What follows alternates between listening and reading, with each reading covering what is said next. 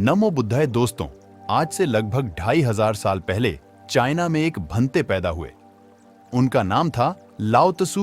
उनकी गिनती अपने समय के सबसे समझदार और बुद्धिमान लोगों में की जाती थी। यहां तक कि चीन के सम्राट तक भी उनके पास सलाह लेने आया करते थे, क्योंकि लाओ त्सु की बुद्धिमानी के सैकड़ों कहानी प्रसिद्ध थी और उनका बड़ा मान सम्मान भी था पूरे चाइना में। एक बार कुछ ऐसी ही घटना घटी। सम्राट के दरबार में एक व्यापारी आया। उसके पास 2 फूल थे।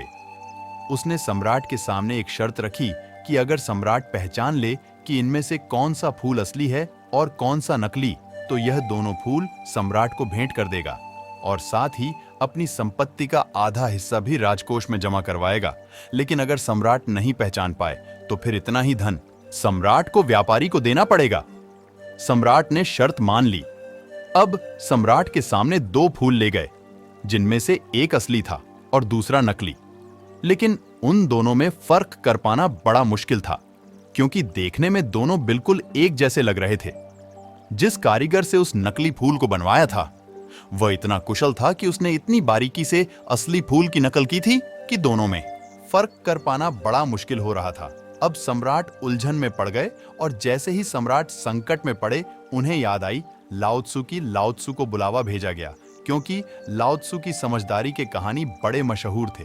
इसीलिए व्यापारी भी थोड़ा सा घबरा गया। हालांकि वह लाओ त्सु से कभी नहीं मिला था, लेकिन उसने उनके बारे में सुना बहुत था कि लाओ त्सु बहुत बुद्धिमान व्यक्ति हैं।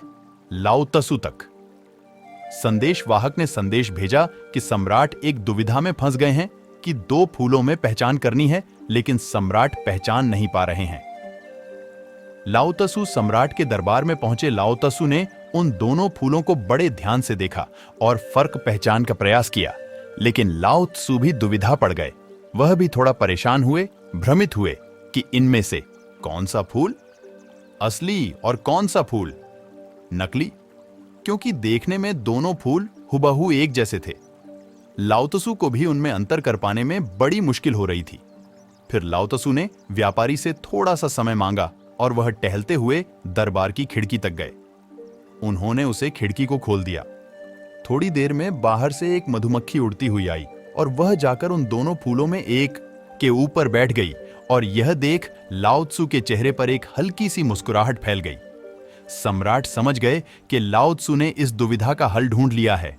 उन्होंने असली फूल को पहचान लिया है। तभी लाओ त्सु ने कहा कि बाएं हाथ की तरफ रखा हुआ फूल असली है और दाएं हाथ की तरफ रखा हुआ फूल नकली है। व्यापारी बड़ा हैरान हुआ, क्योंकि वह भी कभी-कभी बीच में वह यह भूल जाता था कि कौन सा फूल असली है और कौन सा नकली। उसे भी याद रखने में बड़ी परेशानी होती थी। उस व्यापारी ने आश्चर्यचकित होकर लाओ त्सु से पूछा कि आपने पहचान कैसे? लाओ त्सु ने कहा कि मनुष्य की आंखों को धोखा दिया जा सकता है, लेकिन इस प्रकृति ताऊ को धोखा नहीं दिया जा सकता। लाओ त्सु प्रकृति को ताऊ कहा करते थे। इन फूलों को देखकर इंसान भले ही अपनी आंखों के कारण धोखे में पड़ जाए, लेकिन एक मधुमक्खी को धोखा नहीं दिया जा सकता। मधुमक्खी आकर हमेशा एक असली फूल पर ही बैठेगी। तो यह थी एक छोटी सी कहानी लाओ त्सु की बुद्धिमत्ता के बारे में। यह कहानी हमें सिखाती है कि अगर हम ध्यान दें, हमारे आसपास ही बड़ी से बड़ी समस्याओं का समाधान छुपा होता है।